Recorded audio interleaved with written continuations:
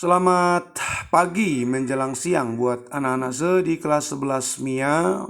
Apa kabar kalian hari ini?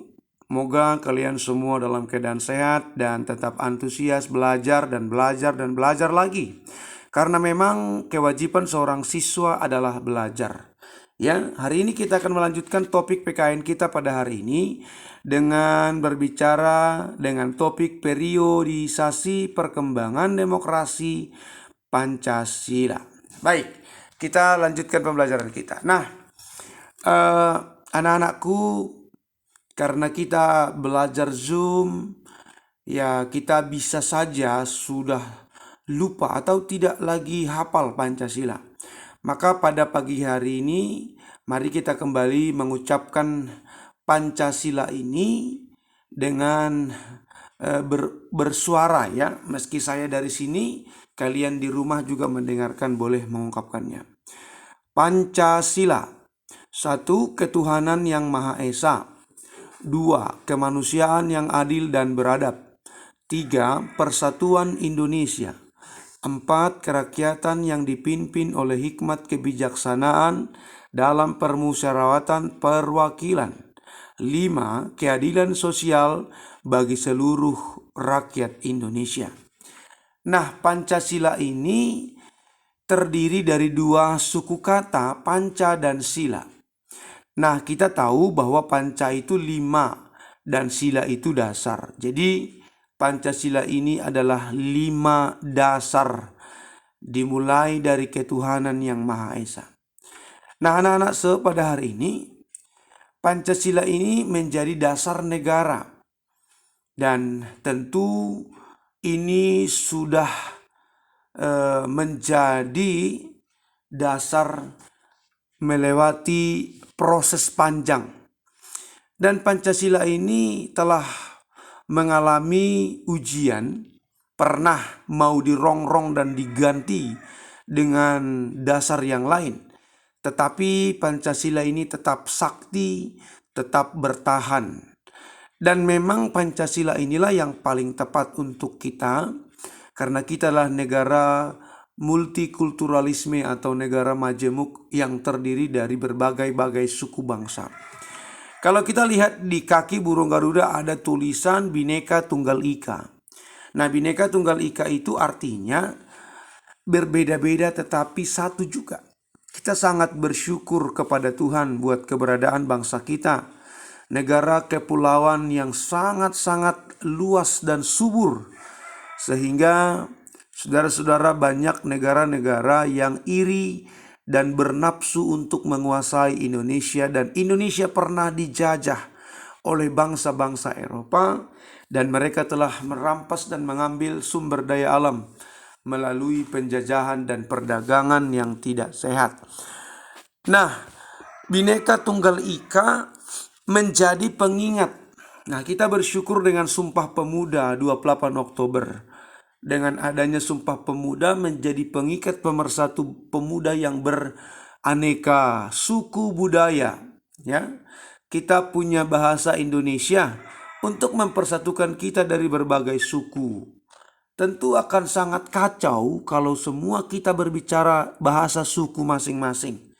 Orang Tionghoa berbicara Tionghoa, orang Batak berbicara Batak, orang India, orang Tamil berbicara bahasa sendiri. Lalu kita mau dengarkan siapa dan tidak saling mengerti. Kita bersyukur ada bahasa Indonesia pemersatu bangsa. Sehingga saya dan orang India, orang Batak, orang suku lain bisa saling memahami, mengerti karena ada bahasa Indonesia. Nah, Pancasila.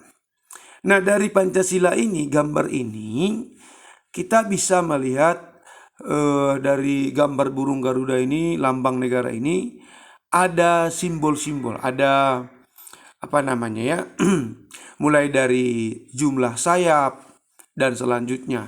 Anak-anak kami bisa lihat di situ ada 17 ya, ada angka 45, ada 19, ada berapa tadi gitu di bawah ya kan.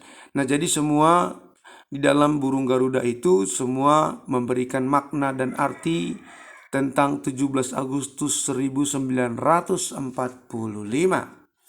Nah, sistem demokratis menurut Afgan Ghaffar. Nah, Afgan Ghaffar merumuskan sistem demokrasi itu harus akuntabilitas, ya. Setiap pemegang jabatan yang dipilih rakyat harus dapat mempertanggungjawabkan kebijaksanaan yang hendak dan telah ditempuhnya. Jadi seorang pemimpin atau pemangku pengambil kebijakan di negeri kita ini harus memiliki akuntabilitas, ya, bisa mempertanggungjawabkan apa yang hendak dan sudah dikerjakan dan diperbuat. Makanya seorang pemimpin itu pilihlah yang mengerti bekerja, mengerti sistem negeri. Jangan dibeli atau jangan dipilih orang yang membeli suara kita. Karena praktek-praktek demokrasi masih banyak yang diselewengkan oleh oknum-oknum yang haus kekuasaan. Rotasi kekuasaan ada, rotasi secara damai dan teratur, yaitu melalui pemilihan umum. Jadi para pemangku jabatan itu tidak selamanya, tetapi dia punya masa periode dipilih kembali. Kalau dia memang bagus akan duduk kembali. Nah, rekrutmen politik yang terbuka, lalu ada pemilihan umum yang berlangsung langsung, bebas, umum dan rahasia, lalu pemenuhan hak-hak dasar rakyat. Pelaksanaan demokrasi periode 45 ke 49. Nah, di era 4 tahun ini antara 45 dan 49, pelaksanaan demokrasi dibatasi dan terbatas pada berfungsinya pers yang mendukung revolusi kemerdekaan. Jadi pelaksanaan demokrasi terbatas pada pers, ya. Partai politik tumbuh dan berkembang dengan cepat. Pemberian hak politik secara menyeluruh. Rakyat Indonesia punya hak, ya, dalam hak politik. Partai politik menjadi wadah perjuangan rakyat menyampaikan aspirasi kepada pemerintah dan juga kepada negeri. Jadi melalui partai politik setiap warga negara bisa menuangkan ide-ide kreatifnya untuk perkembangan kemajuan NKRI kita ini. Lalu periode 49 ke 59, apa yang di sini terjadi? Di dalam periode ini terjadi 2 kali pergantian Undang-Undang Dasar. Pergantian Undang-Undang Dasar 1945 dengan Konstitusi Republik Indonesia Serikat atau RIS pada rentang waktu 27 Desember 1949 sampai dengan 17 Agustus 1950.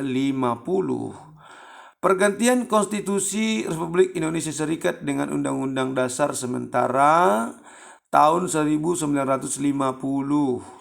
Nah, bentuk negara berubah menjadi negara kesatuan dan sistemnya adalah sistem parlementer, ya. Nah, kita masuk di periode demokrasi tahun 5965. Nah, di sini muncul dekret Presiden 5 Juli 1959. Ini masa itu adalah Presiden Soekarno mengeluarkan dekret yang dikenal dengan Dekret 5 Juli. Nah, adapun isi dekret 5 Juli Presiden Soekarno adalah pembubaran konstituante dan kembali kepada Undang-Undang Dasar 1945. Jadi kita kembali kepada UUD 1945 dan membubarkan sistem konstituante. Berikutnya, dekret Presiden mengakhiri era demokrasi parlementer. Jadi masa era demokrasi parlementer berakhir karena dekret Presiden 5 Juli membubarkan atau menghentikan dan kita kembali kepada sistem Undang-Undang Dasar 1945. Karakteristik yang utama dari perpolitikan pada era demokrasi terpimpin sebagai berikut. Mengaburnya sistem kepartaian. Jadi tidak jelas muara dan juntrungan dari kepartaian yang sudah ada di Indonesia. Hak dasar manusia menjadi lemah. Kita tahu hak dasar misalnya hak politik, hak hidup, hak menerima pendidikan, keamanan, perlindungan itu menjadi lemah, ya. Masa demokrasi terpimpin membuat kebebasan pers berkurang. Karena kita tahu di era ini tidak sembarangan boleh memberitakan berita-berita tentang pemerintah. Kita tahu dalam era Soeharto Dia sangat berjaga betul untuk dirinya tidak boleh diekspos, ya. Sentralisasi kekuasaan semakin dominan antara pusat dan daerah. Dan di era ini kita bisa melihat bagaimana pusat, ya, selalu diprioritaskan dan menjadi menjadi tanggung jawab daerah untuk terus mensuplai sesuatu ke pusat. Jadi pembangunan di pusat itu berjalan di daerah mandek karena daerah fokus juga membantu pusat berbenah dan membangun. Pada era demokrasi terpimpin terdapat penyimpangan-penyimpangan terhadap demokrasi. Ya, itu jelas, ya, secara teori dan praktek itu sangat berbeda pada era ini. Banyak penyimpangan dilakukan oknum dan pemerintah pada waktu itu yang berkuasa adalah Orde Baru. Hal ini tidak bisa terlepas dari kondisi Indonesia yang baru merdeka, ya. Oke, sampai di sini penjelasan saya tentang periodisasi demokrasi Pancasila. Silakan baca buku paket kalian dan silakan dicari juga informasi tambahan dari internet terkait dengan materi kita. Dan jika ada hal yang kurang dipahami, silakan kalian tanya saya, kita diskusi. Ya, kita akan diskusikan hal-hal yang kalian kurang pahami di materi hari ini. Dan juga kalian boleh nanti mencatat, merangkum materi ini, lalu catat di buku catatan kalian. Terima kasih untuk kebersamaan pada hari ini. Ya, selamat belajar dan tetap antusias untuk menjadi yang terbaik di antara yang baik. Salam sehat buat kalian, tetap semangat belajar anak-anakku. Raihlah prestasi dan mari berpacu menjadi yang terbaik. Selamat pagi.